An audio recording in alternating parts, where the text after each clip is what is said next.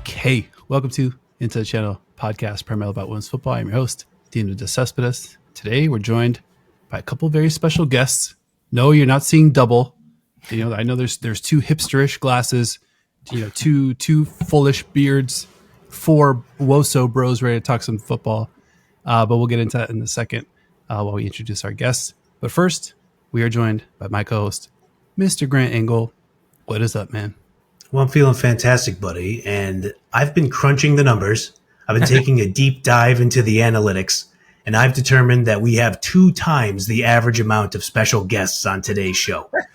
Our guests today bring thoughtful, valuable, and fascinating football data to your social media timelines with unrelenting consistency. If you're on Woso, Blue Sky, or Twitter, you've definitely seen their work, and you're smarter because of it. But after they post some scorching hot data on social, they turn around and talk about it in their highly informative and entertaining podcast, Expected Own Goals.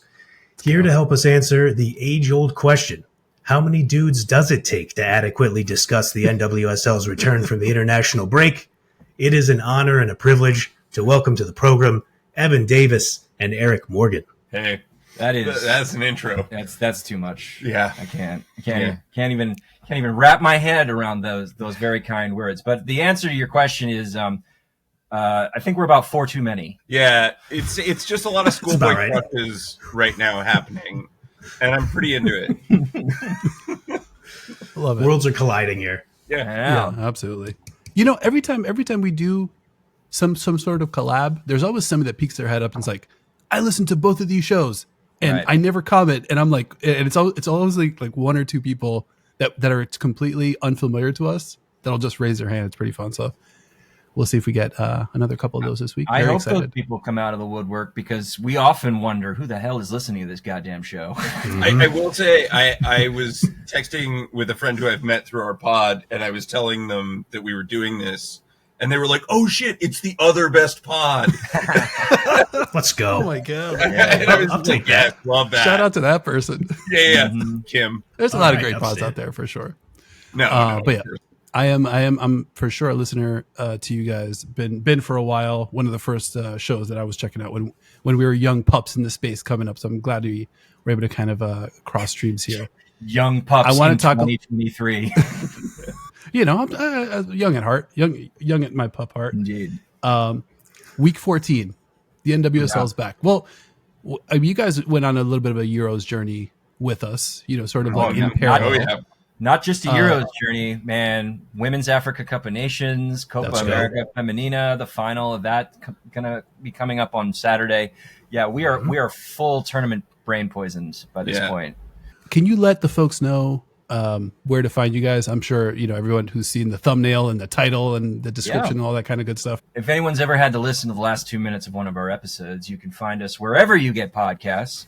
The show is called Expected Own Goals. The logo is a classic international, like a U.S. badge, but with xOG in the lettering. And the stars are drunk. And the stars are quite drunk. Yeah. But we are, we're at X Own Goals, the letter X Own Goals on all social media platforms.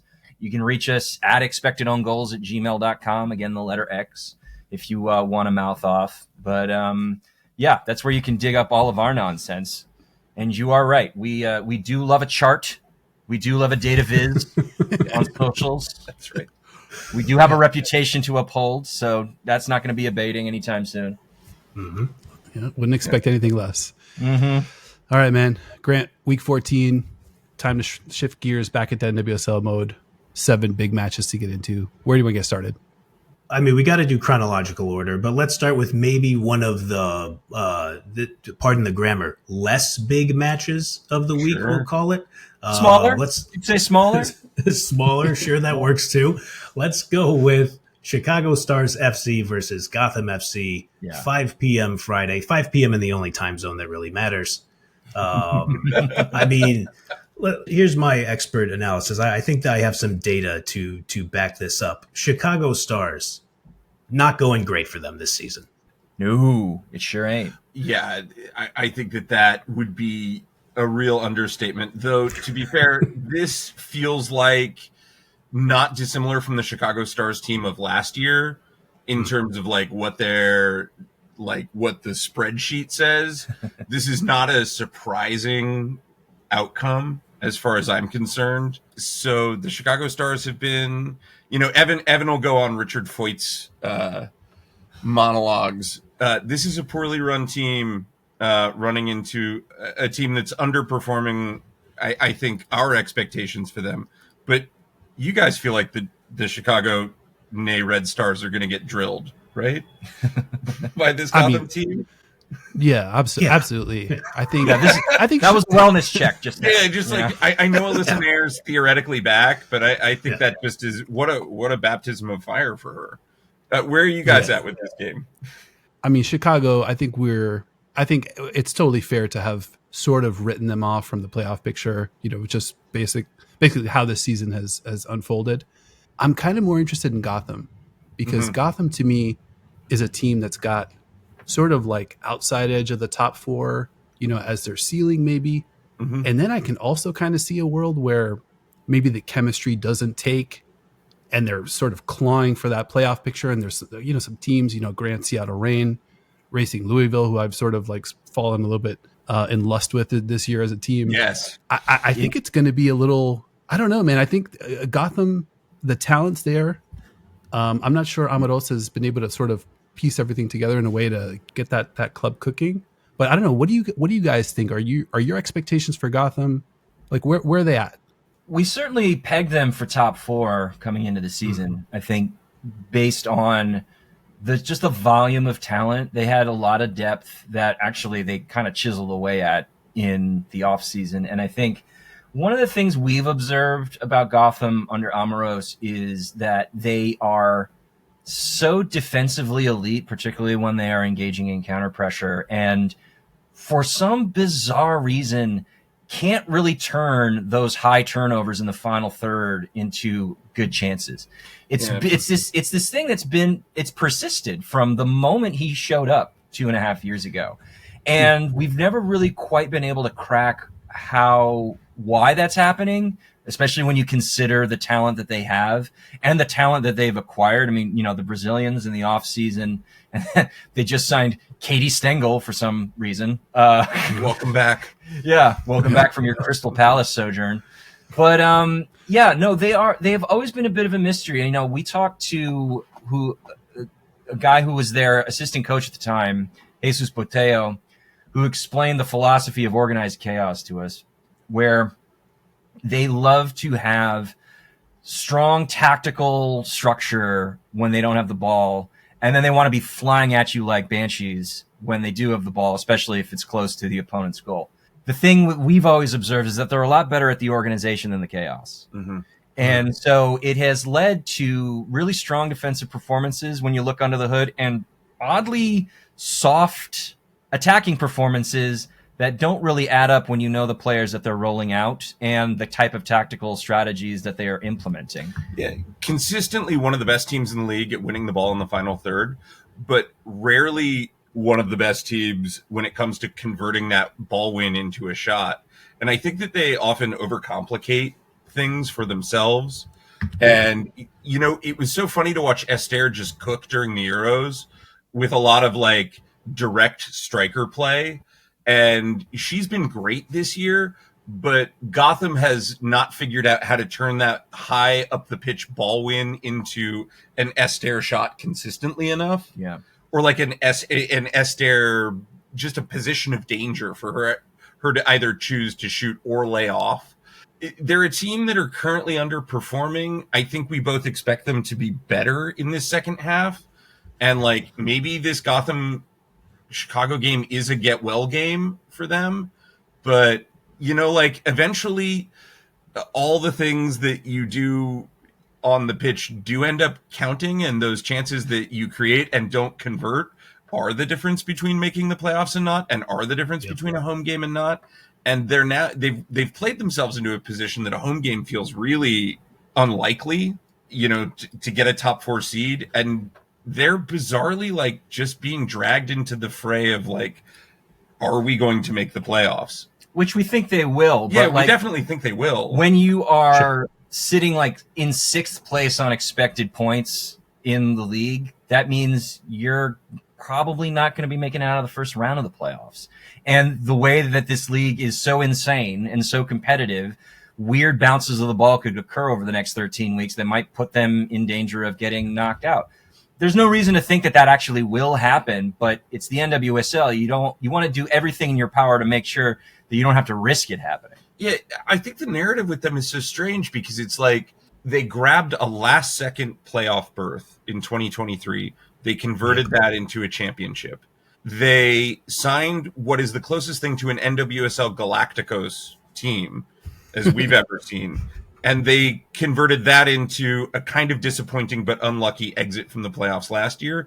And they're sort of in this weird transitional season now where the promise of that sort of club evolution hasn't taken. And now it feels like they're rejiggering to be a team that is good in 2 or 3 years, as opposed to a team that's ready to capitalize right now. They've spent a lot of money. The Galacticos were not cheap. Some of that money has been moved off the books. But when you start talking to people in front offices and coaching staffs and people in and around the league, as much as it felt like the league was developing a top 4 last year, everybody's now just talking about a top 3, and Gotham's not part of it. And does that just mean they need to get some more money off the books and retool? Hopefully ride a couple more like low spot playoff berths because it's such a big playoff pool?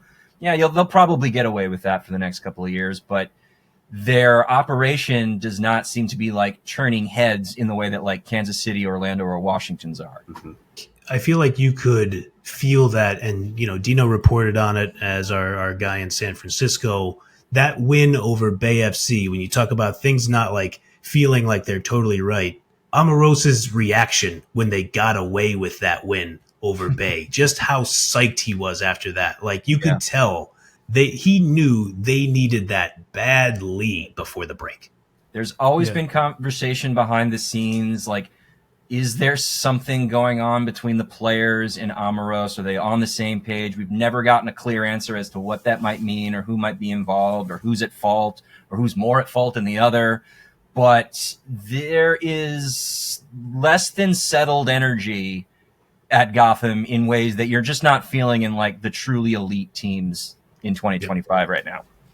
Yeah, no doubt. And I think thinking about like the veterans that they do have, and when you talk about the organization and the chaos, you can imagine older players that are established in their ways, maybe struggling a little bit with like, hey, now let's like switch it up and that maybe not spreading all the way throughout that entire attack, to where everybody's in perfect rhythm. But let's scoot ahead here. Second matchup on the docket. Oh, also 5 p.m. Friday, a little doubleheader. Oh, I'll have to make some decisions. Actually, we won't. Screen night. Yeah. Well, now I'm looking at who is in the second screen, and it's probably just a 1 screen night, to be honest. Racing Louisville will host the Kansas City Current. This one's going to be exciting. Let's see, KC, there's talk that they feel like they're going to run away with the Shield. Obviously, like they have strengths that were on full display the first half of the season. Temo Chawinga, an offense unto herself. There's a little bit of unfinished business vibes from KC last year. Obviously, I was in the building for that Orlando loss. It was very sour. I think you can really, really feel it.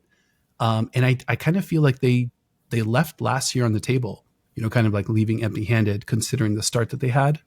Yeah, that's probably fair. I mean, the other thing is like much in the way that we've seen Chicago not really being that different a team, despite the results being very different. We don't really see KC being a very different team than last year. It's just the results are breaking the right way. I mean, they are an absolute motherfucker of a club. And they have been so ever since Vlatko Andonovski signed on the dotted line. Honestly, the season before he joined, when Caroline Hueblum was coaching them, they were pretty strong, and they had made a championship the year before. Like under the hood, this team has actually like demonstrated a fair amount of consistency, and adding the pieces that they have in increments over the last 4 seasons have gotten them to the place where they can lose Vanessa DiBernardo to maternity leave, and it ain't really that big a deal. That's how stacked they are. I mean, they hit an absolute gold mine with Claire Hutton. Yeah. It doesn't matter if Lola Bonta is not 100%. It doesn't matter if you're losing DiBernardo. Like every line is covered. the way that they built in center back depth. People forget that Gabby Robinson hasn't been available for very long over the last year and a half. Doesn't matter. They go out and they get Alana Cook and Kayla Sharples, who look great. Lorena not missing a beat from what Almut Schilt did in the second half of last year. Like, they are humming their operation behind the scenes with Ananovsky and Caitlin Carducci, the GM, is probably about as flawless as you could ask for in terms of the value that they're getting back for the money that they spend. They spend a lot of money. I mean, they are one of the biggest spenders in the league, but they are getting value above and beyond. And I think that they're standing out because Orlando regressed from a slight overperformance last year, whereas KC is just still kind of playing to their level. You have Tem VP, who is still living up to that nickname, and she's not even maybe the most interesting story of the team. Like, Michelle Cooper is probably the most interesting player. Yeah, preaching to the choir. Let's go. Yeah, let's get into the Michelle Cooper minutes. But it's kind of a no-note situation for them. Like, what have they done that isn't excellent? They have been a sort of, you can put them on a pedestal not just as a small market franchise or as a women's soccer franchise, but as just the way you run a sports franchise. They do everything right. They have done everything right from an analytics perspective, from a scouting perspective. Frankly, their rest defense is savage. They're a team that can drop 3 goals on you in 30 minutes and then play the rest of the game like a practice session and come back fresh the next week. I love Louisville. We are long on the record as being Louisville crush, associated. This ain't the game. There's always that moment in your life as a women's soccer fan where you fall in love with Racing Louisville and you hate yourself for it. But it's inevitable. It comes for us all, and we're there. And it's what's funny is this is the best that Louisville has played in a long time. Basically in a long time. Basically in their entire history. I mean, they are playing top 4 caliber soccer. Whether or not that is reflected in the results and in the table at the moment, that's how good that they have been. The Janine Sonas signing, I think, has been a pretty effective one. I mean, at times, somehow they're still able to score in bunches without Bethany Balser being available because Emma Sears turns out to be the rookie sensation that nobody really saw coming last year. But they are also going up against the behemoth that is Kansas City. And so despite it being played in Racing's house, I don't really know how they managed to carve out some space. I think going back to your point, Dino, about KC feeling like they have something to prove this year, they're a team that I think a lot of people love to say will crumble at the wrong moment. And it's because of what Eric was just bringing up. They are happy to pound you 3-0 before the 35th minute and then just sit back and absorb your pressure. And if you sit back and absorb pressure for 60 or 65 minutes, no matter how good you are, sometimes things can go a little awry. And does that turn into good chances? Actually, it doesn't. They might get in, they might allow opponents to get in their face. But they are, and it's not close, the best defensive team in the league by XG allowed, 8.5 XG allowed. And second place is Gotham at 12.6? San Diego at 11.6. But that is still a massive gap. That's just how good they are, because they don't need to allow you to get into dangerous positions to take good chances because they've already punched you in the face by winning the ball off of you in the final third over and over again. They are just very, very, very impressive. And it's the NWSL. Anything can happen in playoff soccer. Anything can happen, which is what bit them in the butt in the semifinal last year. But there's absolutely no reason to think that Kansas City isn't in pole position to win the whole damn thing. I think that's totally fair. And because I'm so excited for that match, I don't know what I've been doing 20 minutes into this podcast. Let me crack here we go. Beverage. Dying of thirst over here. That's right. Nicely done, boys. Cheers, guys. Cheers. We just started a new Patreon tier called xOG After Dark. Yeah. So nice. you're getting us in the mood to record this week. All right. There it is. So I do want to say one quick note about Racing Louisville. You wonder, you said, they've been playing so well. This is going to be a tough one. Weird scheduling quirk that, Yeah. they get that 2-0 win over Orlando Pride before the break, and Huge. they had lost to KC before that. Now they immediately get the reverse fixture of each of those coming out of the break. And then their third match coming out of the break, no relief. They got to go up against Washington Spirit. So that might be a tough run. We talked about that too, that they were going to have just this absolute gauntlet they were going to have to run on either side of the international break, and that would be the true test of them. And that Orlando game, not only did they win it, they legitimately outperformed Orlando that day. Mm-hmm, for sure. Controlled it, And that really showed Eric and I something. Yeah. That maybe this team is for real. Yeah, I think between the two of us, I've been a little less Louisville skeptical this year, and I think it's mostly because Evan's been burned by them over the past. I got to protect my heart. Sure. No, but I think the emergence of Kayla Fisher this year has been that extra weapon that they've needed. They give Oakland A's vibes in like a really fun way. Yeah. The problem, and if I'm remembering this correctly, last year the fixture they played in Kansas City ended up 3-3 in like a super chaotic game.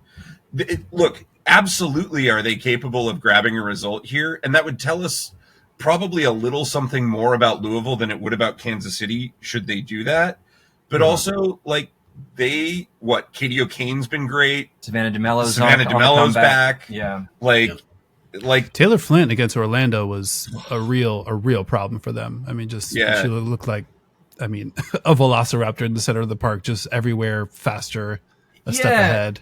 And like Flint's been kind of quiet this year. I mean, she had this absolutely gorgeous campaign in 2024 that made us think, man, Emma Hayes, like let's open the book again on her about getting her into the mix. But like this year has been a little bit quieter, but it seems like maybe she's peaking at the right time.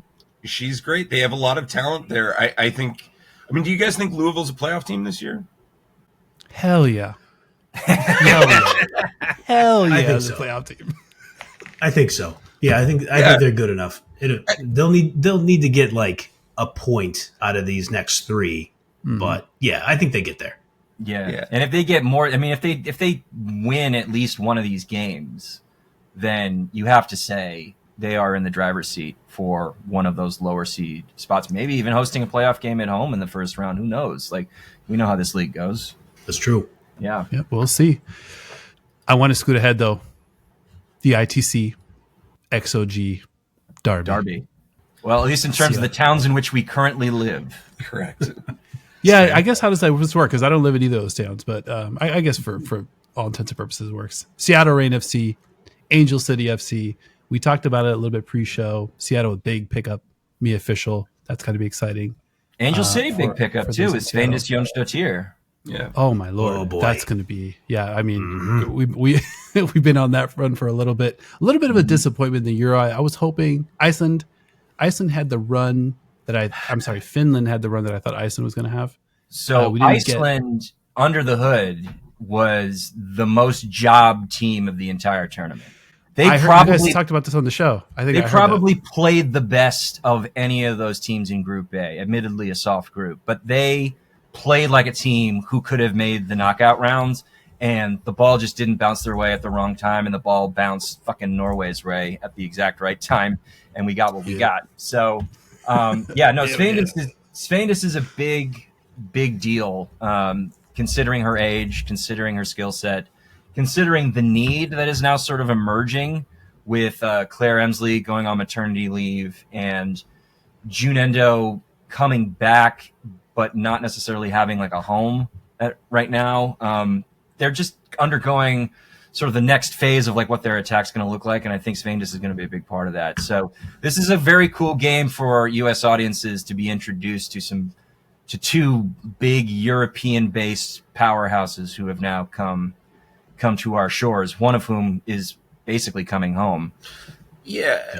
Consider me more official skeptical just because I don't think there's enough I just think that like there isn't enough track record over the past couple of years. Yeah. That doesn't have anything to say with like what my eye test says when I watch her play. Like I see like a powerful, smart striker, but like how that translates, particularly inside Laura Harvey's functional anemic attack. I say that like not as an insult, but as a compliment to the fact that like Laura Harvey's attack is so much predicated on what the defense does, and that she's sort of inverted who she is as a coach over the course of her career.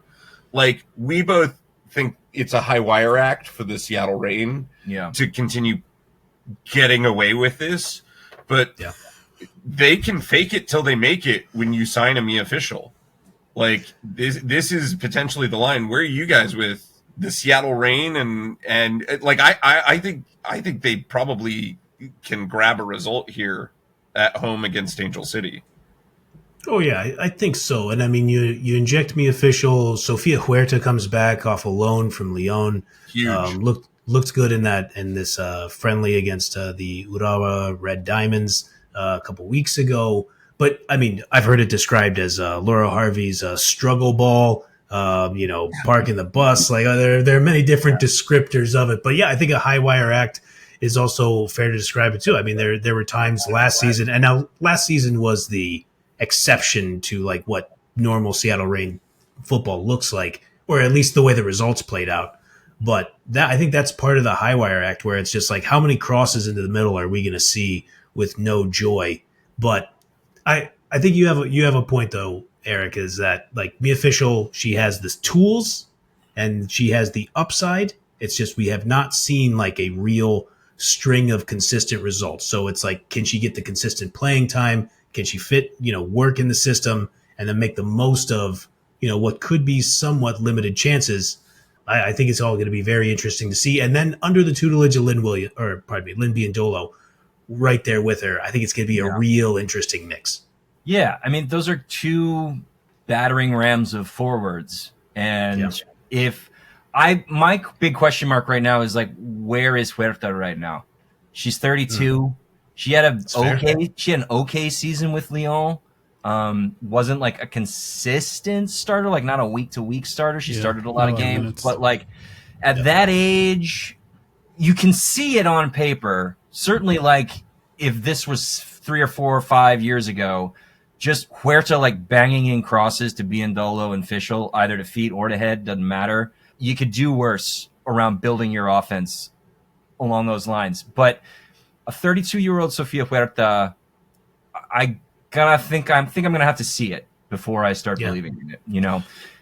I mean, for me, the key in this matchup is like, what kind of freedom can Sam Meza find in the midfield?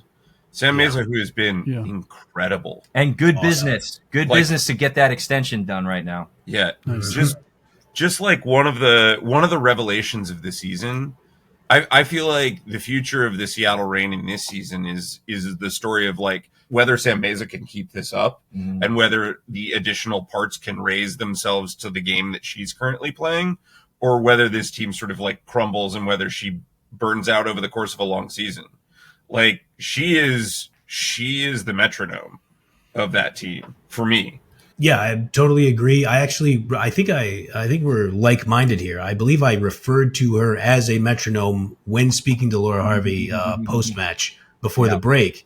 And even Laura admitted, like, they didn't see this coming from her either. Like, they knew she was a good player. They took her, like, signed her young.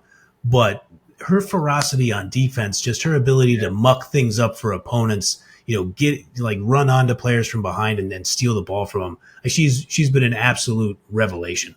So we have a fancy metric that you've probably heard about called G+, or goals added, from American Soccer Analysis, who are our data partners on the show. And for the listeners who might not know what this stat is, it's basically just trying to measure the value of everything that's done on the field in terms of a foot connecting with a ball. So how much are you improving or detracting from your team's chances of both scoring and conceding with whatever you're doing, based on what had just happened before what you did and what happened just after what you did?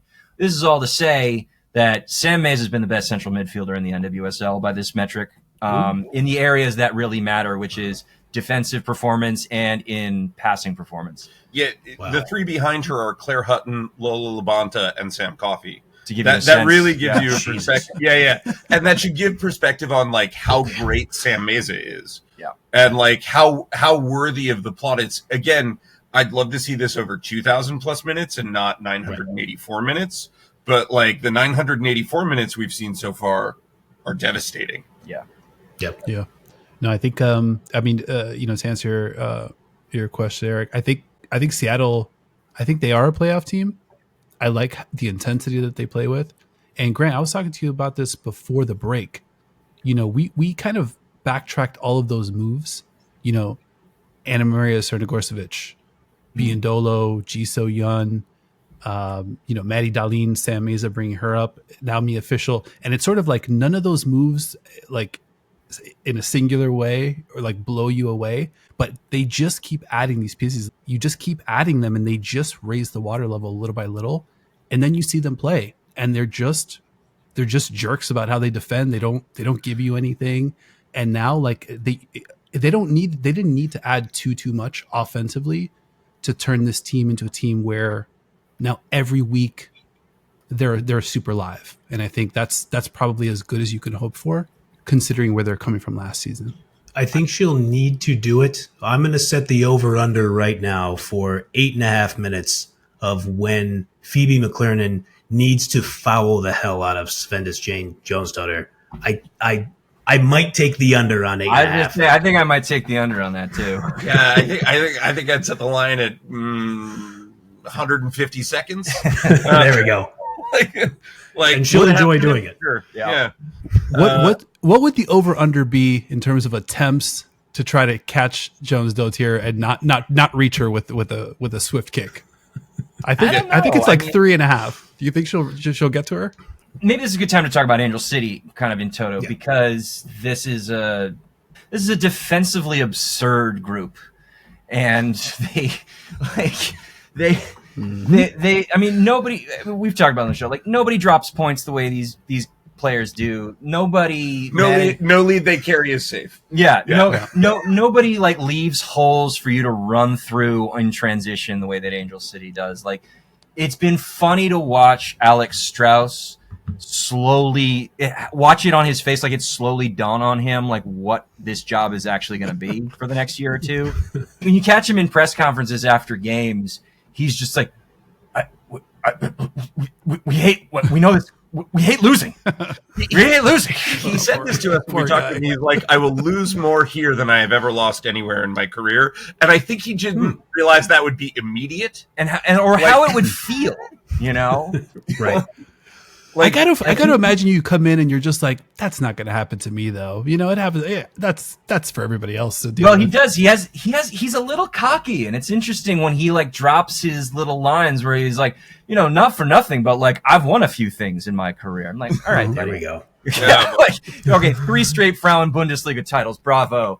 Like it's and he'll say things like, oh, I understand that like the league is the way it is, but maybe the league needs to change. Maybe I don't need to change. That was the red flag for me. Yeah, this is quickly becoming everybody's got a plan until they get punched in the face situation. Yeah. And he's been getting punched in the face those first 2 or 3 games in charge. And it's not going to let up, because Svendis is exciting.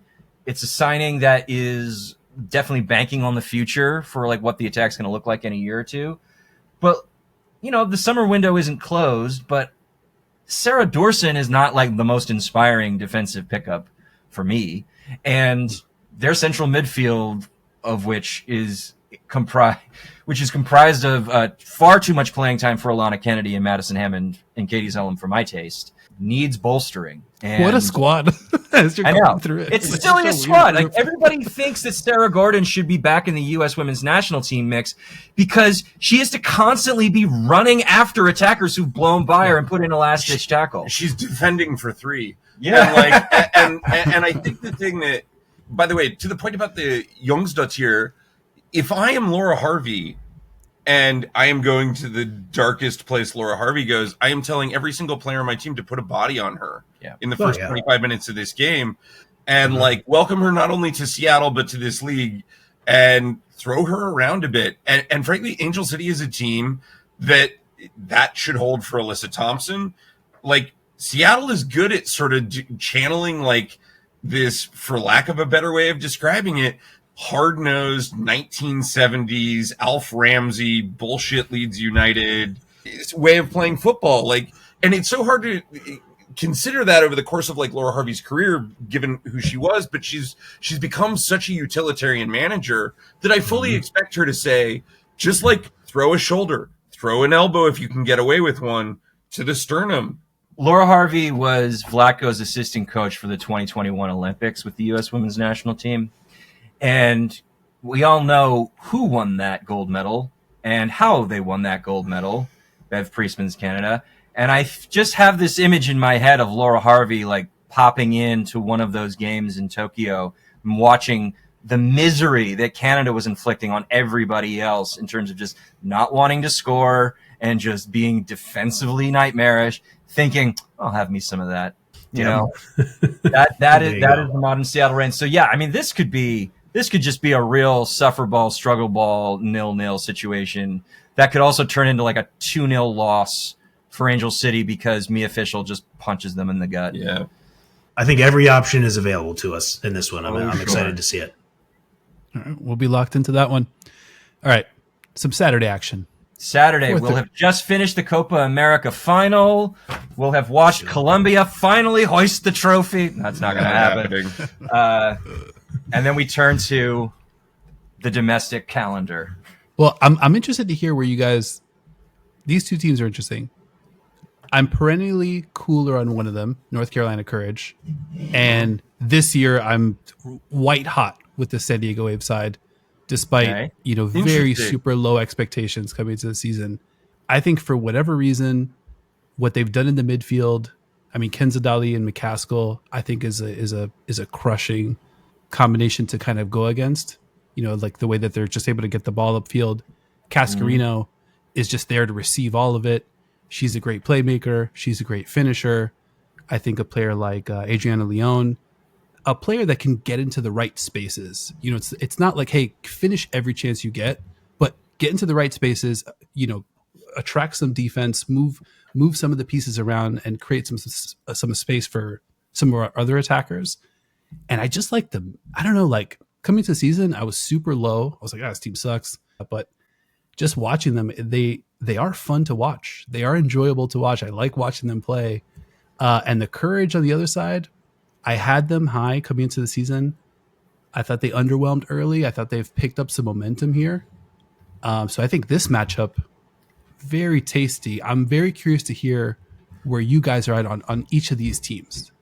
Yeah, I mean, it's going to be a fun match. I think that is a guarantee. Listen, North Carolina, there's no more narrative-y a team than North Carolina at the moment because of Sean Nahas's legendary obstinance finally being broken down in like week 5 because, how do you play Ashley Sanchez and Jaden Shaw together? Maybe you can't do it in your like hyper rigid 4-3-3, you know, pass it side to side nonsense. So North Carolina has actually been like pretty okay in the grand scheme, but it's mostly been since they like started experimenting with like a back 3 and 2 number 10s, or even just like keeping Shaw on the bench because she does seem out of sorts with what she's being asked to do.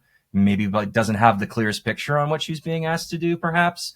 So there's a lot of juice in the like narrative conversation with North Carolina. San Diego. So we talk about what we feel is like often a visual fallacy in watching soccer, which is that like players who are really dazzling dribblers can very quickly become the most overrated attacking players if they do not have any form of like final service or end product in and of themselves to finish those dribbles. And between Gia Corley and Delphine Cascarino, San Diego is throwing you a lot of eye candy in terms of how those players are like moving all over the field and trying to cause chaos. But this is the crazy thing. So they're scoring goals for fun, but under the hood, they are overperforming their XG by 10 goals. Yep. Which is historic overperformance for the NWSL. Yeah. By the way, luckiest team in NWSL history as of right now. As in terms of their attack, yes. Now they are 5th in like expected points, expected goal differential, because their defense has actually been outstanding. Yep. That's kind of been the secret to their success, interestingly, even though it's Corley and Dolly and Cascarino getting all the attention.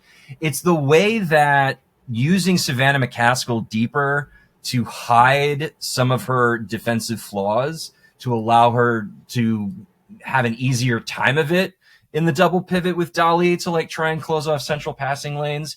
And then the emergence of Trinity Armstrong, which like there's a truism from our friend Kim McCauley about the NWSL is like rookie center backs are going to be bad. It doesn't matter. It's the most difficult position to translate from college to the professional game. Give them time. It will be fine. Doesn't seem to matter for 17-year-old Trinity Armstrong because she has been elite. By the way, we were just talking about sort of the quality of central midfielders and praising Sam Meza. So I stopped at 4 with Sam Coffey. Central midfielders 5 and 6 are Savannah McCaskill and Kenza Dolly as far as like positive production on the field in terms of G+. So I actually think like the surprise of this San Diego team to me is that this offense is a mirage. It may improve with the Dudinha addition. Like they may end up resembling the team that they sort of aren't right now. As far as we're concerned, their defense is excellent. And that highly functional midfield, they finally found a home for Savannah McCaskill.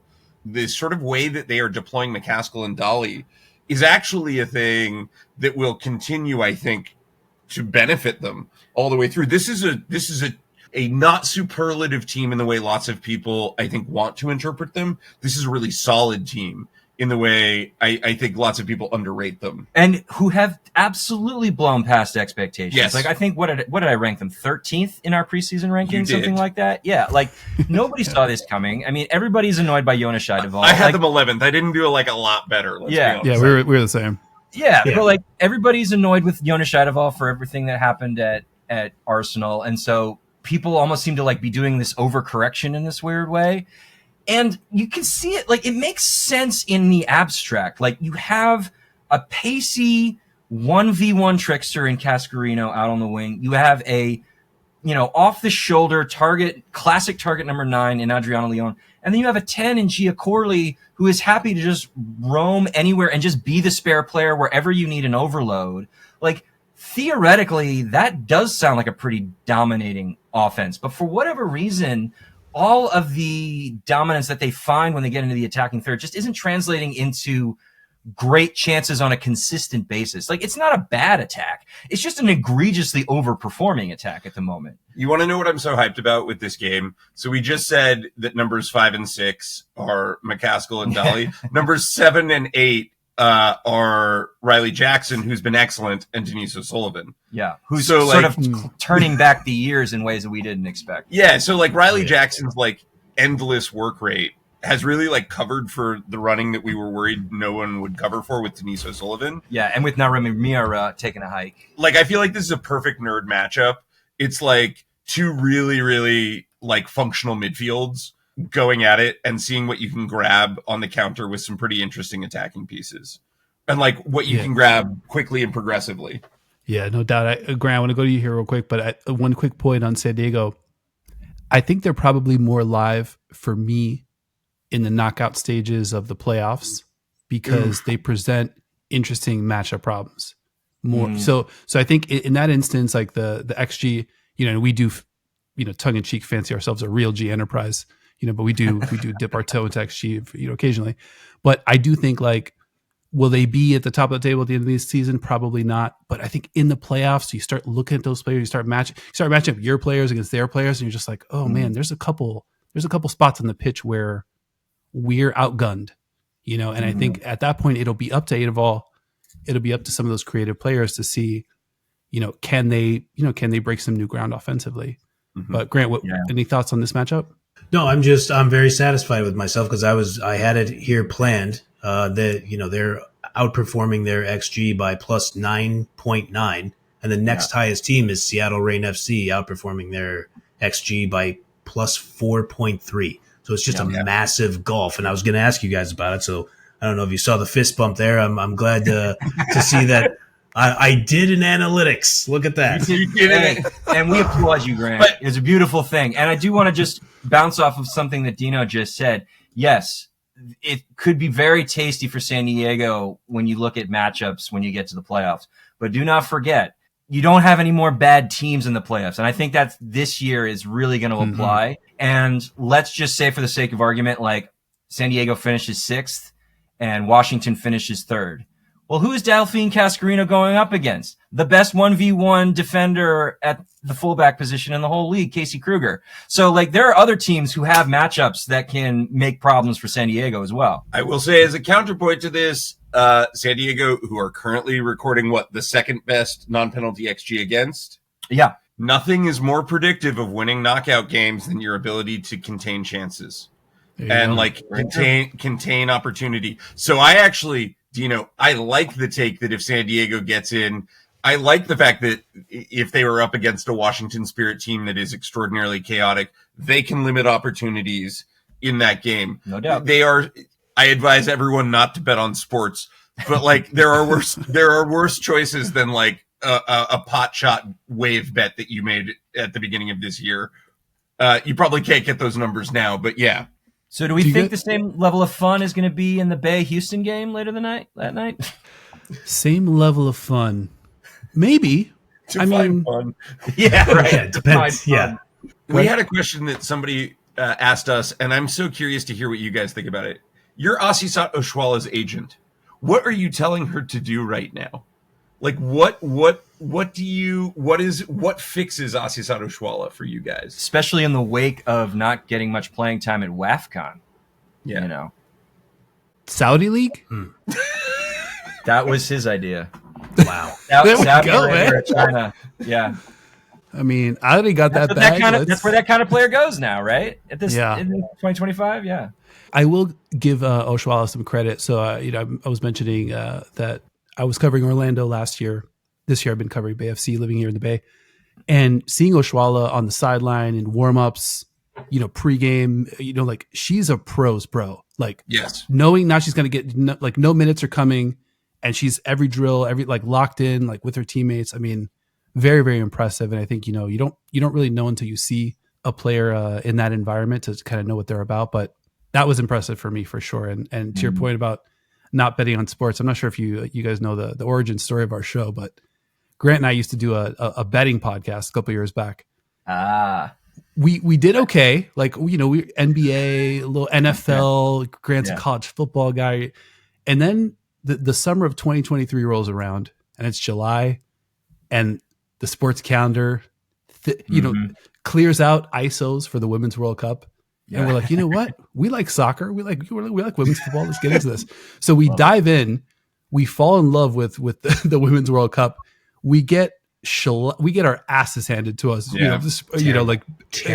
Our Google Doc was just caught fire. It's a bloodbath. Yeah. It was all red. Pretty much every row, every cell. And then from there, I would say a couple months later, the ITC was born. It's nice. A good place to start. I mean, that was a great tournament. Yeah. The World Cup in Australia, New Zealand. A really great, an unusually great tournament, I think. Bad for betting, though. Yeah, yes, for sure. Yeah. Don't put money on Morocco getting out of the group stage. Oh, wait a second. Yeah, never bet on Norway. I mean, that tide's turning, though. The Lynx Senior Galp set, on the rise. Norway's coming, man. It's happening eventually. Grant, you're one of them, huh? Yeah. Oh, absolutely. Weigh in on Norway. When we covered the Champions League and SK Braun made a run, we have a bunch of pals over there who are friends of the show. So, I'm way bought in. Oof. Godspeed, my son. We are, What do you guys think of Houston this year? We've actually talked a lot about them this year. I love that you're shifting into host mode. No, I'm just so curious. No, I like it. Because you don't get to talk to because normally when you're talking to people, they're fans, and you guys aren't fans of Houston. What do you think of Houston? I would say, and Dino and I have talked about this, I maintain they're still better than they were last year. They're better to watch. I mean, Yasmin Ryan, more ascension of Avery Patterson. Maggie Graham has contributed. I think they're better. I just think it seems like the league got better, or at least they got better along with them. So they don't feel as hopelessly adrift as they were last year, but still got a long way to go. what I think about Houston right now is analogous to maybe, I don't know, like, Brentford's first year in the Premier League or something on the men's side, wherein they're putting a lot of good pieces in place organizationally and behind the scenes with Angela Hucles Mangano coming over from Angel City, taking over not only as the GM, but also as like president of the women's soccer division, and finally like separating themselves from the Dynamo's operations, which had never been the case until this season. Hiring more analytics people, making interesting signings. I mean, they made a lot of signings. I don't know if all of them have paid off, but they are doing what they can to overperform their budget. Now, because this league is what it is, it still means that they end up sitting in 12th. And until you decide you actually want to spend the cap, you're probably going to continue being in 12th and maybe hope for like an 8th, 9th place cuspy playoff kind of situation. But until the ownership there decides that it's okay to spend $3 million on payroll and convince players that this is a good place to like set themselves up long term, and that's always been difficult both on the men's and the women's side in Houston soccer, they are just going to be spinning their wheels because there's just too many infrastructural barriers when you don't want to spend more than like $1.5 million bucks per season on payroll. It does feel like those gaps are widening, I think, between the better organizations. And I've got like limited big time, view into this, but you can just kind of see it. Like your KC point, your guys' KC point from earlier was like, you could just see it in everything that they ship, merch, like video, like everything is just at a level that is just impressive. Houston, Grant, I think I agree with you guys. I mean, they're fun to watch, but they just need so much to kind of elevate up to that level. And there's something existential about it because this has traversed multiple ownership groups over the last 11 years. Yeah. Like, it doesn't really matter, it seems, who owns the team, who's the GM, who's the head coach. We just see the same pattern repeating over and over again. So there's like some guts, like we got to like do a gut renovation. We got to strip this sucker down to the bones in order to get them on the right track. And I think the things that they did in the last offseason and the things that they've been doing with Fabrice Gautrot, trying to implement some tactical structure that has been kind of chaotically bouncing back and forth between whatever coach they have they're all steps in the right direction. But yeah, unless you decide to open up the checkbook, they're only ever going to be steps in the right direction. It's so funny because like you mentioned steps in the right direction, and in sort of like kind of business terms, I always think about decision making. It's like it's not just making a decision that moves you forward. It's like because there's the opportunity cost of not making a different decision. So you could be moving forward, and like to your point, the league could just be lapping you. I think we're seeing a little bit of that, and it's just maybe not just tactically, but off the pitch as well. But Bay FC, I want to talk a little bit about them and kind of get your guys' take. I lived here for a few years, relocated to Orlando, covered the Pride last year, and now I'm back here. Didn't cover a ton of Bay FC last year other than tangentially following the league. Didn't know a ton about that team. I've gotten to know the roster, the organization a little bit. Great crowd, great atmosphere. I love it there. But from a footballing standpoint, there's a lot I don't know.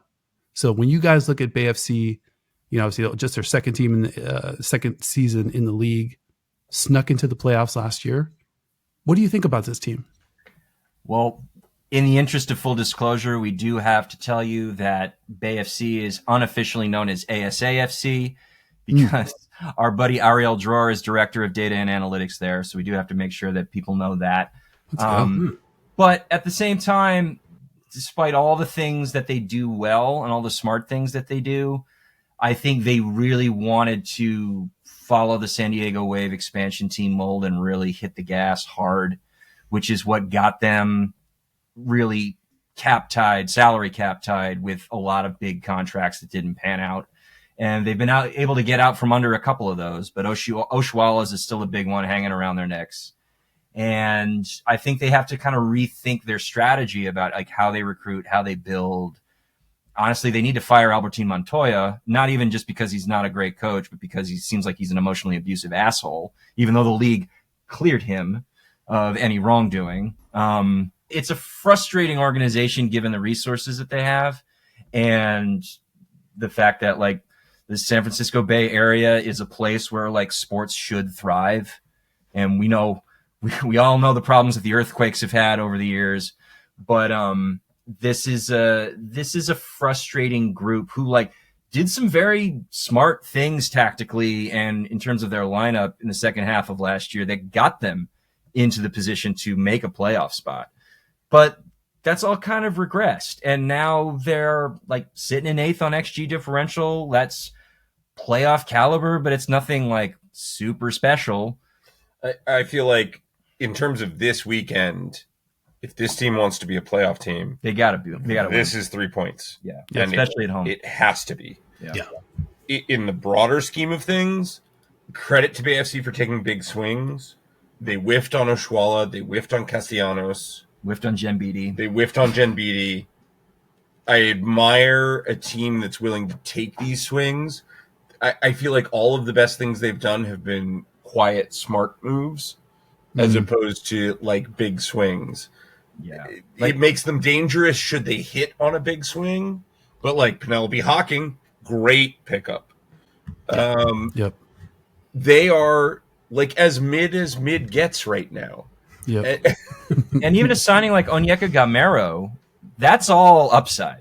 Yeah, we love don't that. Right. We don't know what Gamero is right now in terms of helping your 2025 playoff run. Yeah, they whiffed on Savvy King because they used her incorrectly. Right. Yeah. Yep.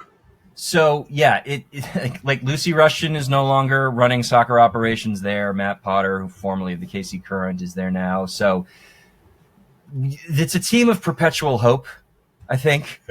But we just need maybe another 6 months for them to really get to where they want to go. So yeah, they could finish 8th. They could sneak into the playoffs. But if you finish 8th, you're playing Kansas City in their house. So bon chance, mon ami. Yeah, that'll be tough.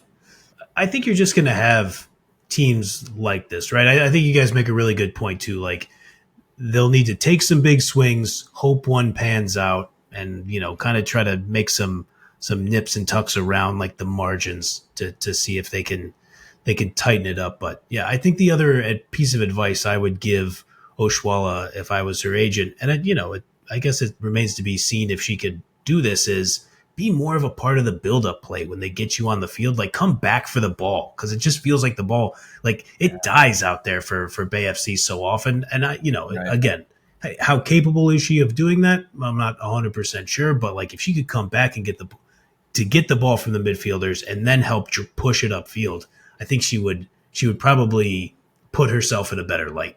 Yeah, probably. And so much of the conversation over the last year and a half is like how she has improved defensively. That's certainly the message that the team wants to put out there. But first of all, you're sort of wasting her skill set when you have to make her drop that deep. It's often a necessity, because if you don't have anybody else, and they kind of don't at the moment, then that's what you got to do. I mean, Taylor Huff is again another player who is like all upside at the moment. Like she's flashed some quality this season, but we haven't seen it with any kind of consistency. And so if you could get her in a position where she can be the attacking midfield of the future, then some of those problems that you just laid out, Grant, can be solved. But we don't know if Huff's ever going to get there.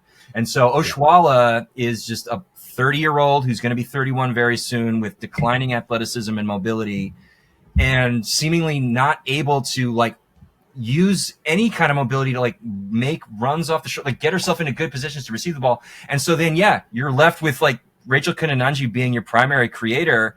By the way, big swing and a hit. Absolutely. That is the one that really worked. But also Kundananji can only make so many 40-yard mazy dribbles that pay off in a good chance, as exciting as they look. But like that's often all they got. Yeah. Quick note on Taylor Huff. I mean, I've caught a few games, and I think Taylor Huff is going to get there. I mean, I think you can kind of see. I'm sure she will. Yeah. The thing that's missing is so far is the connectivity. I think like she's got the vision, and I think part of it is like where you're trying to go with the ball. That there needs to be some some alignment there in terms of like the strategy and just tactically just being on the same page. But to me, she's got it. She's hard to deal with. Like she gives defenders fits. I really like her game. I mean, to I your would point, not it's going be- to take time to click. Yeah, I wouldn't be surprised if she's on the track that like Alyssa Thompson was over the last couple of years, where the raw talent was there, but the production and the decision making wasn't always there, and now it's all kind of locking into place. So Huff could absolutely be that player. It's just a matter of like when we see it. But to your other point about the connectivity lacking, like she's being done no favors by her coach because all Montoya wants to do is to fly forward and be this really exciting, entertaining, attacking football. And what he doesn't seem to want to admit this year is that the only extended period of time where Bay was really working was when he decided to play Kiki Pickett as a defensive midfielder and just lock things up defensively and get really, really solid. And they kind of set that aside when the calendar turned over to the new season. The Huff numbers at least suggest to me that she's taking an extra touch in the midfield when she doesn't need to try to pick and decide things. And that just feels like a classic jump from college to pro, which is you just have less time on the ball. And like that, the plus side with that is not a thing that has to be a trait that dogs you your entire career, but it does mean relying on like a young central midfielder is challenging. I mean, you see very similar things from like just looking at our numbers right now. You see the same thing from Kennedy Fuller.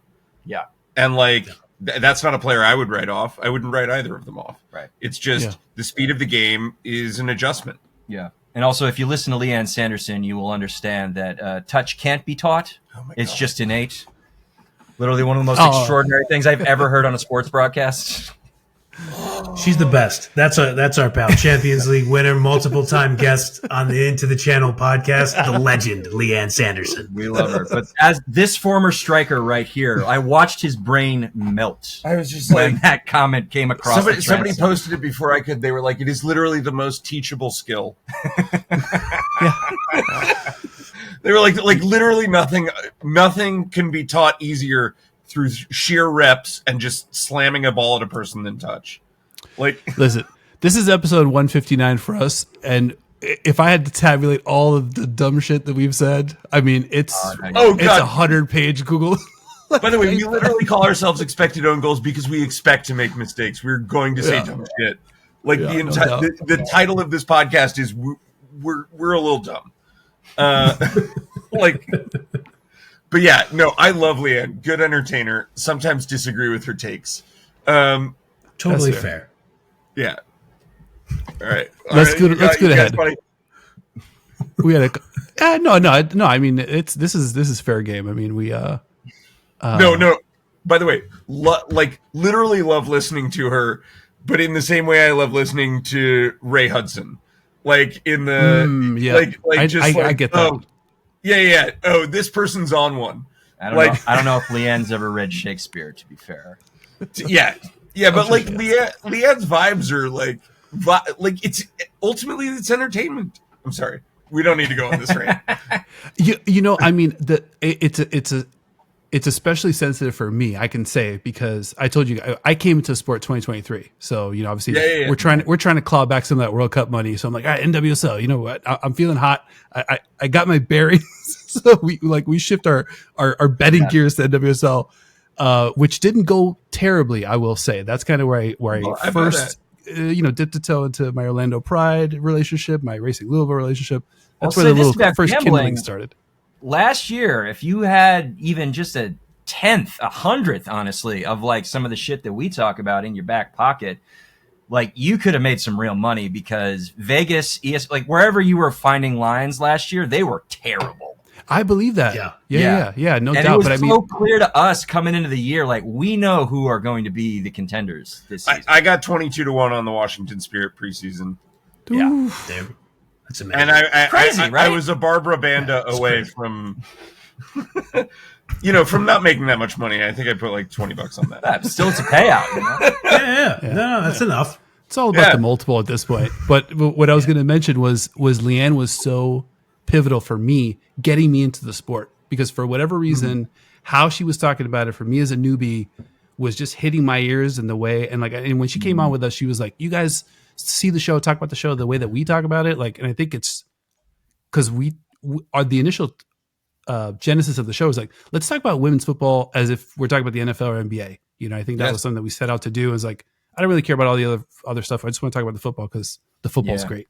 So I think for me, she was just such a huge voice, and we're actually having Jackie Oatley on tomorrow, which we're very excited about, who is the other voice for me that just ushered me into basically like what's going to be a lifelong, relationship with this sport. She is a pistol, that Jackie Oatley. Yeah, she's we're fun. excited.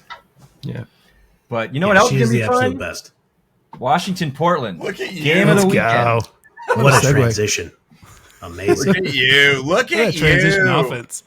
Yeah. Well, we got to clear the floor for some ISO ball for this Portland native to talk about the shock that is the 2025 Portland Thorns.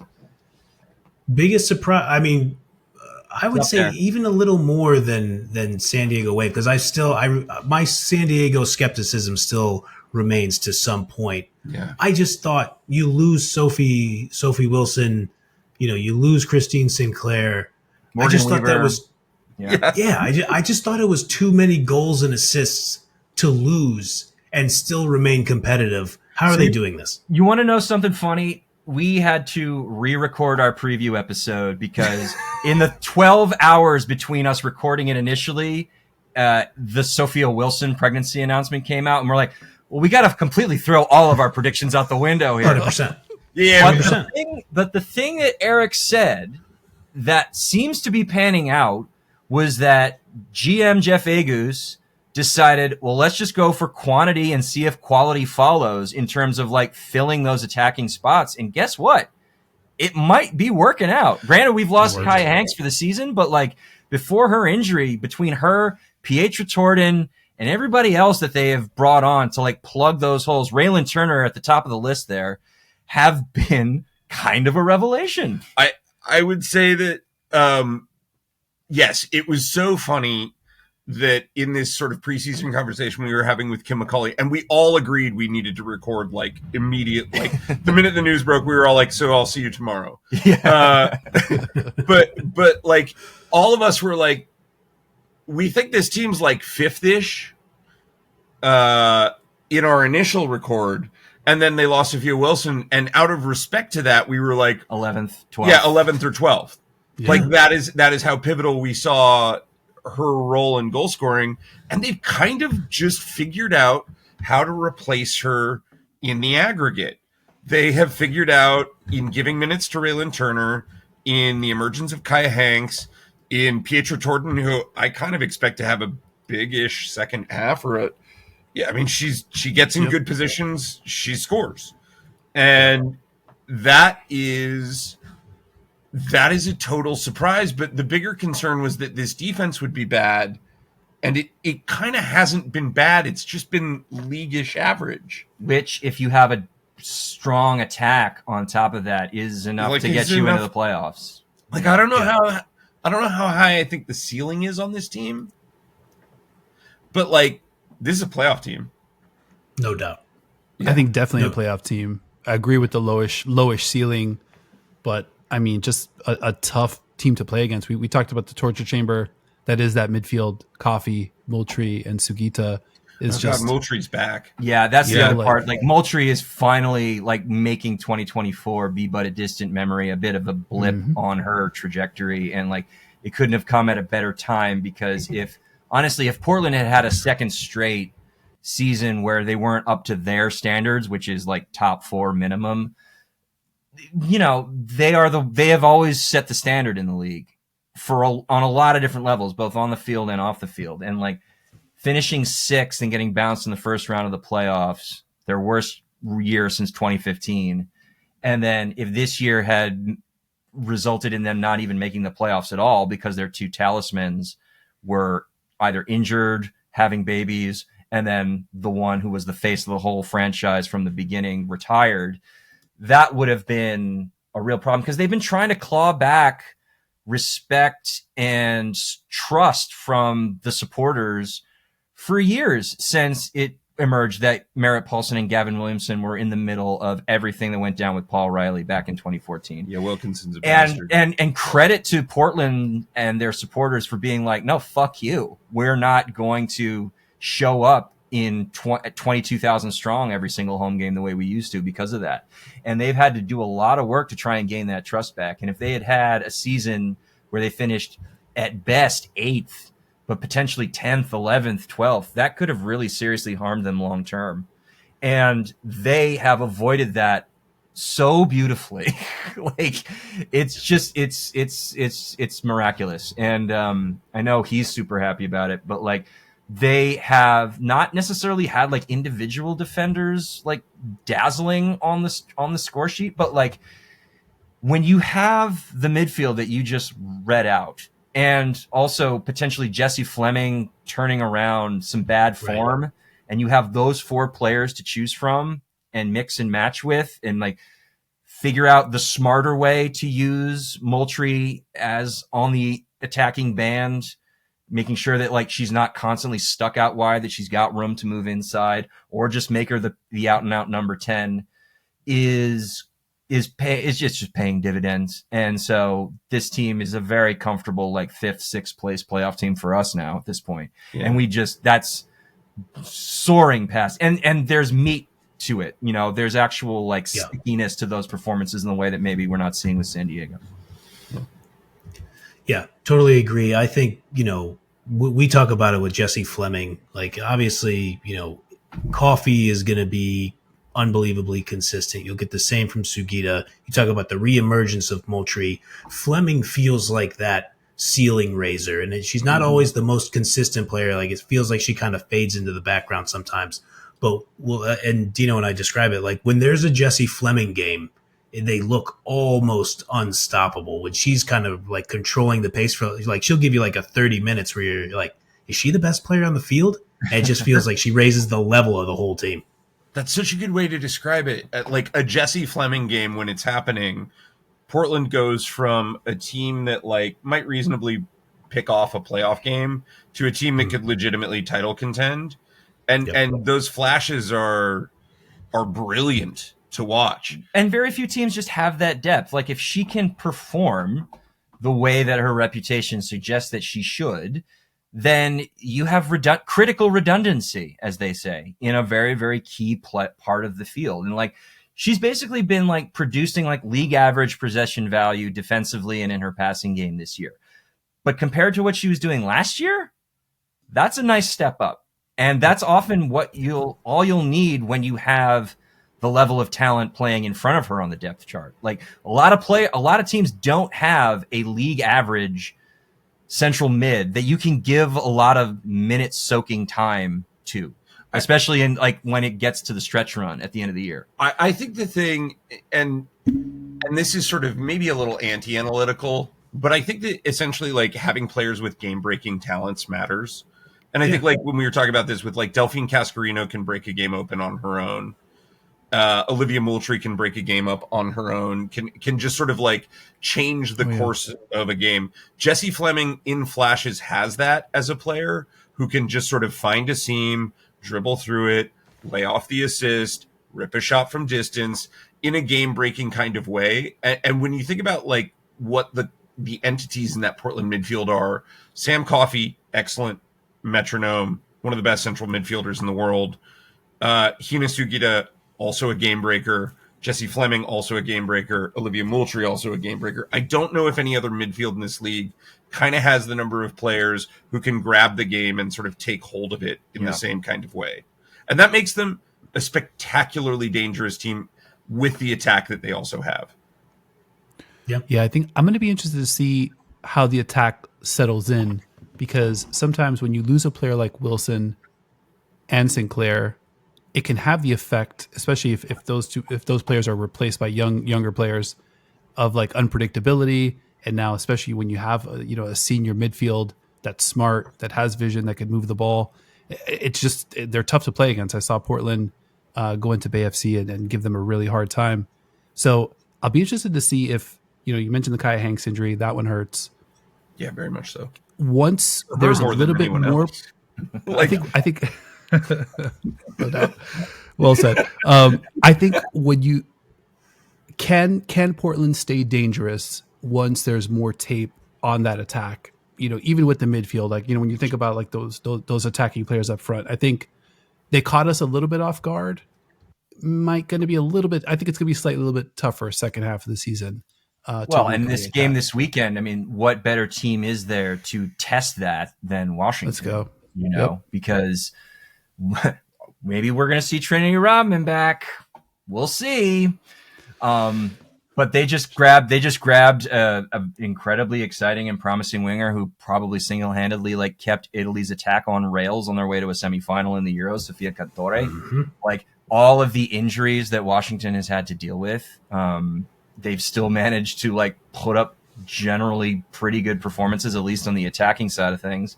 And results have broken their way sometimes when they probably shouldn't have. And now if they can get most of those weapons on the field at the same time, like that is scary. I mean, it's a rare group where Ashley Hatch can go on maternity leave and it's probably not going to be a problem. Lily Matassar is still not back yet, and it might not be a problem because we just had Gift Monday drop out of the sky.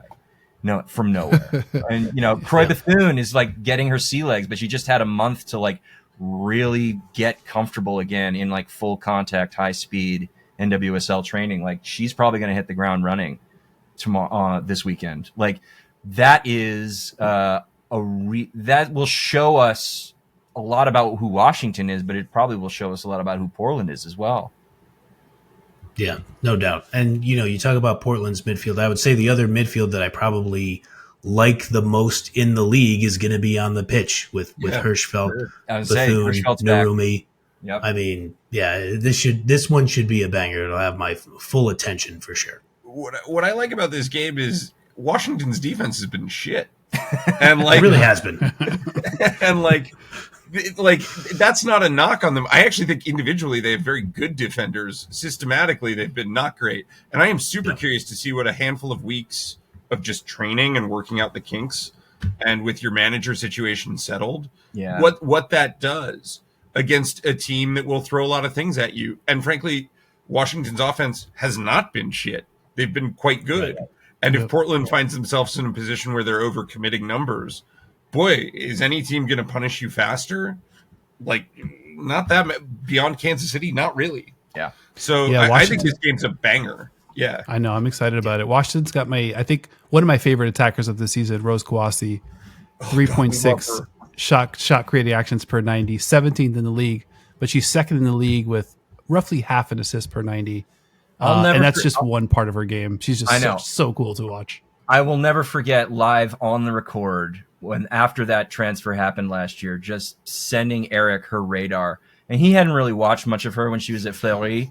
And I just said, when would I have had the time? And I just sent him her radar, and he was like, "Oh yeah, she gonna be good." Yeah. And then he's fallen in love with her way more than I ever have. Yeah.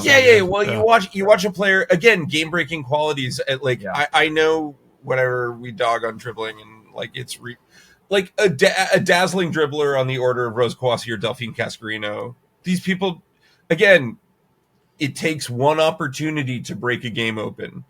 And like she has that. Well, the important thing about Rose Kawasi's dribbling is that she retains the ball. She keeps the ball, and also the way she generates dribbling value is putting fullbacks on skates in the box or the final third, really, really close to goal. Where like even if she does lose the ball, it's still close to their opponent's goal, and so those are very, very dangerous, highly valuable actions. It's the alley centers of the world who are trying to like take the thing 50 yards upfield that we sometimes throw a quizzical eye at. But like when you're Barbara Banda or you're Rose Kawasi and you are just like bullying defenders while you're taking them on in the box to set up your own shot, that's when dribbling really matters. She makes choices faster. She doesn't let a defense reset. And like that to me is essential. You see dribblers who will like slow down the game, take their time, make their cut, make their decision, and the defense has been allowed to reset. Rose Kawasi does it on the fly more consistently and ends up not only putting her individual defender on skates, but already like dragging the next set of defenders out of position, which I love. Like who doesn't love it? Like that's Rose Kawasi is why we watch the game. Like, Yeah, that kind of play. her instincts are so good, and I love watching Kawasi in like tight spaces as opposed to Cascarino. Cascarino's like an open field player, For and sure. like it's Right. kind of like you know when you watch sometimes football, like the wide receiver will have the cornerback just turning and he's always just behind him. And he's just turned to, like Cascarino will just do that to defenders for sure. But Kawasi in tight spaces in the box, just bouncing off bodies, It's having wild, that right? vision and using that instinct to just like, oh, something's open, bam, like, and the ball's gone. Like she's just such a great creative player. You're right. Kwasi's a slot receiver, and like go. and like Delphi Cascarino is a deep threat. Yeah. Like, Yeah.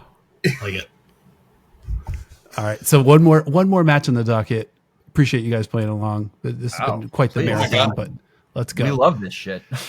My Orlando Pride, our Orlando Pride versus, we just kind of foreshadowed a little bit with a little Ali Sentnor talk. One goal, 31 shots for Sentnor. Ouch. How ugly could this one get Sunday afternoon? Orlando I mean, Pride listen, versus Utah. if last year's mirror fixture is any indication, it could get pretty goddamn ugly. by the way, if you were looking away to wrap this podcast up quickly, we can just say Utah's been really shit, like historically shit, Terrible. like unbelievably bad to watch, and Like 2018 Sky Blue FC, 2023 Chicago Red Stars level bad. like abysmal on a level. Like I don't want to make. Yeah, I'll do one more NFL joke. It's like, are they becoming the New York Jets of the NWSL? Like, is this a perma sadness? And like, I think the answer right now is I don't know why Jimmy Conrad still has a job. He was great last year. This team New manager bounce. Yeah, this team is abysmal. Their box shot differential, I'm just looking at our data. They have a negative 68 box shot differential over 14 games. I think you can. Can you walk me through that stat? That's Okay, that's a so new one for literally you, boy. what it's laying out is like you take a certain number of shots in the box, your opponent takes a certain number of shots in the box. What's the difference between the two numbers? That's your box shot differential. Gotcha. Across the season, sorry, not Chicago, they're also bad. But Utah, their opponents have taken 68 more shots in the box than Utah has, which is scandalous. By the way, 13th place on this thing is Chicago at negative 42. Yeah, so essentially they're conceding 5 more box shots a game than they're scoring. Yeah. What's or the than their problem? attempt. Because I feel like they've got players that I like. Sure, no, you're not wrong. We picked Utah To be a playoff contender. Same here. Yeah. I By the way, I liked their offseason. Everything went to hell. It's the problem. Yep. It's the problem that so many people, including us, we fall into this trap of confusing the most off season with the best off season, and they definitely had the most off season. But there was a lot of potential with those signings that they brought in, and even though all of their big summer players that they brought in last year were over 30, like they were producing, and they were producing in a league where maybe their age and athleticism wouldn't allow them to produce. And in that intervening time, obviously Chloe Lacasse has busted her ACL, and then Claudia Zornoza Alex Loera. Alex Loera is still not back, and like Claudia Zornoza has just not hit the level that she had in the second half of last year. And so without someone to just keep their foot on the ball, that defense is getting ripped to shreds. Yeah. Yes. Ana Tejada can't be used as a wrecking ball in the same way that she was effective last year, especially in the second half. And on the other side of it, Mina Tanaka and Ali Sentner feel like they have to do it all themselves, and Mina Tanaka ain't getting any younger, so it's all on Sentner. And listen, the most predictive stat for future success when you're a player under the age of 21 is the amount of minutes you play. And Sentner has gotten a ton of minutes in her professional career for club and for country. So far be it for me to say that like she's not going to put it all together at a certain point. But up to now, she has not put it all together. And for all of the excitement people have about her dribbling and about her outside the box shooting, like I broke it down. I watched all 77 of her outside the box shots in college and as a pro leading into this season. Amazing. And She doesn't score many of them. And so it's very weird that she has this reputation in the first place. She has it because she just does it a lot. She's not necessarily... But the ones she scores, bro. The ones she scores, they look so good. They look so great when she scores them. But like, can you do that week in and week out? And she can't. And so like, much like an oasis in the desert, like Allie Sentner long bombs, and like it's beautiful when you arrive, but it is not a consistent. It is not a consistent way to operate. And you can see, like, they have the longest average shot distance of any team in the NWSL by some measure. And their attack is terrible. They don't score goals. They don't create good chances. And they concede a ton. And they concede an absolute shitload. And so... All right, let's talk some Orlando. Let's go. This is bringing me down. This is no way to end the pod. I was like, we'll go short on Utah. In the depths of the Utah hell pit. You see, we all just sunk into the quicksand, man. We were looking around and all of a sudden we can't see anything. Just to put a button on the Allie Sentner stuff. No, you don't. You literally don't need to. Shut up, dude. No button. We're talking to her. No, go again. I'm just kidding. She needs to get the fuck out of Utah. That's the button. Wow. Okay. I could see. Right. I don't think they'll let her go. They won't let her go. No, for sure not. Yeah. All right. Orlando. My Orlando Pride. Our Orlando Pride. The defending champions. Football team. Good football team. Good football team. I want to talk about them a little bit because I got obviously a close look at them last year. I have this weird itch that, a player that didn't do that much last year, but did something very specific for them in Adriana leaving. It just feels like that one spot, that one unpredictable creator, kind of like Dan Solo, like that one play you just have to watch while you're also watching Marta, while you're also watching Banda, while you're also watching whoever else is on the pitch at the same time, really create a lot of problems for defenses. And I think that it's like it feels like it's a straight line, Marta to Banda, and now they're experimenting with like Ali Watt. We'll see Julie do like I feel like offensively, still huge question marks to figure out how to recreate some of the enough offensive that they had last year to kind of carry them all the way through. Yeah, I think 2025 Orlando represents the axiom that like two seemingly opposite concepts can be true at the same time, which is that they overperformed last year. Doesn't mean they were bad, but they definitely were excellent. Yeah, it doesn't, but they weren't quite like the like brain-breaking historical like team of destiny that maybe it seemed the results would suggest. But also at the same time, this year, the legitimate regression has been driven, I think, by stuff kind of out of their control. Like they've never been able to get Grace Chanda on the field, really. Yep. For now the second year in a row. You talk about the left wing hole that Adriana left. Like Summer Yates was hurt for most of the year too. And so their philosophy that we have inferred from hearing Seb Hines and Haley Carter talk about the team is that they really want to have a philosophy of like next player up, that they want to build a level of depth and a level of talent and positional versatility that allows for them to like mix and match and fill holes where needed. And it all kind of clicked, and they got the rub of the green at the right time in 2024. And this year, like the injuries that should have probably kept them from running away with the league at a cancer last year, people forget that like they had really serious central defense issues coming into the season that they fixed with Kylie Nadanner moving in there. Like those injuries are sort of biting in the ass this time, at least in the first half of the year. Like Yates is healthy now. That's a good thing. Chanda got minutes at WAFCON, even though she like was neither on the injury report nor dressed in the 18-player roster for like the 5 or 6 games leading into WAFCON. So we don't really know what the hell's going on with her, at least in the Orlando context. So they are maybe getting everybody back at the right time. But I think it's also important to remember that Marta's a year older, and she's the greatest of all time. She's the GOAT. She'll always forever be the GOAT. But, goats eventually get to a point where they cannot contribute in the way that they used to. And I think we're sort of seeing that with her performances with Brazil at the Copa America right now. And I think that Hines and maybe Carter by extension have been a little reticent to move on from her and figure out other options, either at the number 10 or the false 9 secondary striker, do it all attacker position that she likes to fill. And it's probably very difficult to tell Marta no. I get that. We're all human beings. Looking that player in the eye and saying no to her must be a real challenge.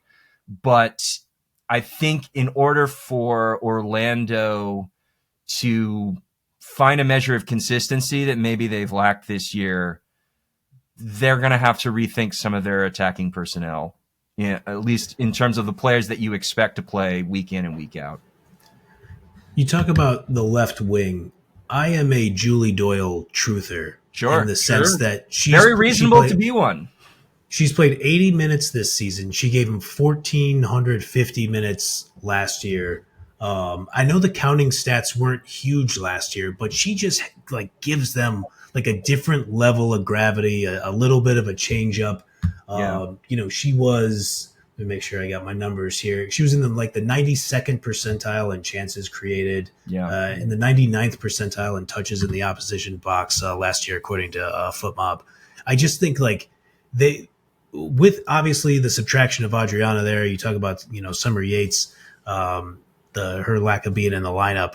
I just think there are a few things going against Orlando. I think the defense is still there, right? Like I think they're tied for the fewest goals conceded this season. You make the point about Nadana and Sams might be the best center back combo in the league. Like, I think it's all there, but again, like we talk about, you guys hit it perfectly with Kansas City. They're still great. And even Orlando taking a half step back or maybe 3/4 of a step back, it just looks different. Like not everything is going their way this year. So I think it's an interesting dichotomy. I mean, and then if those two heavyweights end up meeting in the playoffs, I don't know. I mean, do you get a bend a brace to sneak one past again, or can Kansas City kind of climb that hill? That's a great question coming down toward playoff time, particularly if Orlando ends up having to travel to Kansas City for that game. Yeah. I think, those teams were separated by a handful of points, if not just a single point last year. And that determined home field advantage. Kansas City will have it this time around. I think this Orlando team last year was probably like a 90th. We play this game sometimes of 90, 50, 10 in terms of percentile outcomes. Last year, Orlando hit like a 90th percentile season, just based on the talent that they have. This year, they're in like a 60th or 50th percentile season, which is still a really good team. Yeah, they're probably the second best team in the league right now. Yeah. It's just they're just not 60 points and running through the playoffs like butter. Yeah, they're not raise the shield undefeated. Yeah, they're not losing till they choose to lose at Portland. Yeah, exactly. This is not that team. They look like a normal, very good team. Yeah, exactly. And I think that will that be enough against Utah? Absolutely. Will that be enough down the stretch? Yeah, probably. This is a good team, and they need to be honest with themselves about Marta being at this point a mild. God, I'm going to take shit for this. A mild net negative on the field, and use her minutes. No. It's she's a plus player at her peak minutes. It's just if you're running her for 90 minutes a game or 70 minutes a game, you're just not getting the best of Marta, and that's just that has everything to do with her just suffering under the fact that 39-year-olds shouldn't be elite world-class soccer players. Yeah. Definitely not full time. Yeah. No, exactly. And G plus breaks itself down into components like how good are you on passing possession value, dribbling, defense. They also have a number that not all possession value models that you'll find elsewhere incorporate, which is receiving value. How good are you when your team's in possession and making off-ball movement to get yourself into good positions to grab the ball and set either yourself or somebody else up for a good chance. And the reason that we love the way that receiving G plus is incorporated into the model is because it's incredibly sticky. It's a repeatable skill for attackers from year to year, and it's fairly decent, although not perfect, but fairly decent, relatively speaking, of predicting future goal scoring success as well. And that kind of makes some intuitive sense, right? Like the players who can like get themselves into the right spots are probably the ones who are taking the best shots, you know? And Marta loves to play as the spare player who can move anywhere on the field where she's needed to create something. And she insists on that being the core element of her game ever since she moved into that number 10 role a few years ago. The problem is that relative to other players at her position, she has been the worst attacker by receiving G plus this season. And when you are asking someone to constantly be the facilitator, whether it's left, right, center, high, mid, low, doesn't matter, that has a lot of knock-on effects on how your Ali Watts and your Summer Yateses and your Barbara Bandas can move and be effective. I mean, what Barbara Banda can wreck defenses on her own. We all know that. But like what makes her... She literally wrecked Utah already. Yeah, but what takes her from like deadly to like bubonic plague is when the other attackers on the field are occupying defensive nodes in the opposition so that she doesn't have anybody but like one marker to deal with, which she can then put on the ground. So Marta is kind of no longer that player to create space for Banda to set herself up. And that's why I think like Banda's been amazing, but she hasn't quite been the like 1A MVP kind of production that she put up last year. And like I said at the beginning, you know, I think Hines has to have a long look in the mirror about that. And he has a couple more weeks to think about it because he doesn't get Angelina and Marta back until the Copa America is over. But that has to be front of mind if Orlando wants to try and repeat as champions, for sure. Yeah, I totally agree with that. I think, the chance creation from that spot, you know, just hasn't been there. And looking at the Orlando roster, if you do shave off some Marta minutes, I'm not sure who slides right into that spot kind of seamlessly to kind of. Well, it was supposed to be Chanda. It was supposed to be Chanda, and then everything, all this stuff has happened with her that we kind of don't have the full picture of. And so, if you can't get Chanda up and running, you're right. Like it sort of has to be Marta, or you know, Yates has played more centrally in the past. Like you could theoretically get her there, but then you got to solve the left wing again, and like it just has all of these cascading effects for sure. Yeah, I think when you were saying next man up, I'm like, yeah, that's true for the defense. Like when you watch them play defense and you see the rotation, you're like, yeah, they're loaded there. Everywhere else, though, they just don't have the personnel to be able to uphold that philosophy. Yeah. Kind of like Gotham, their depth has taken a step back this season for sure. Yeah, big time. Yeah, I mean, like an underperforming Marta is an important piece in like the story of this team just going from great to very good or to fine. Yeah. And like that's all it is. Like none of this should be interpreted as alarms in Orlando. They're good. No.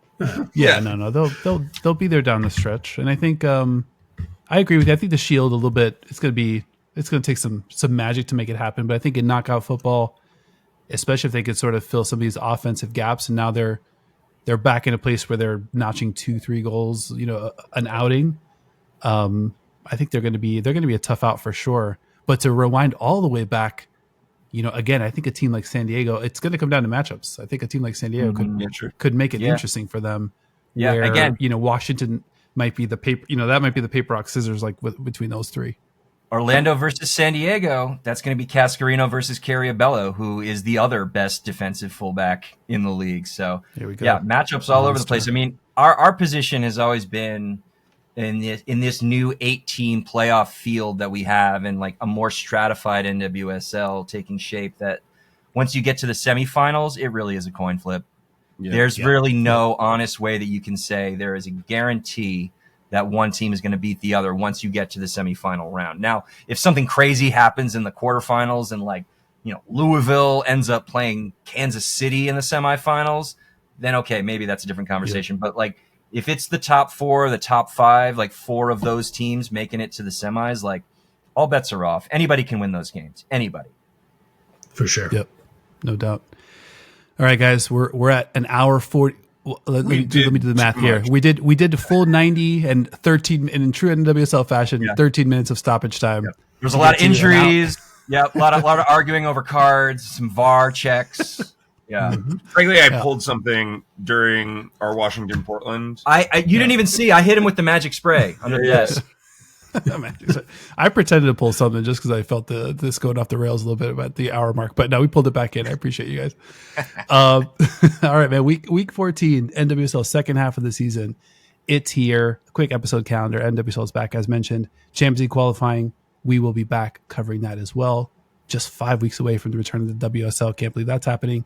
The Sleepy Boys in full effect. We added a couple more Sleepy Boys to the Sleepy Boys roster.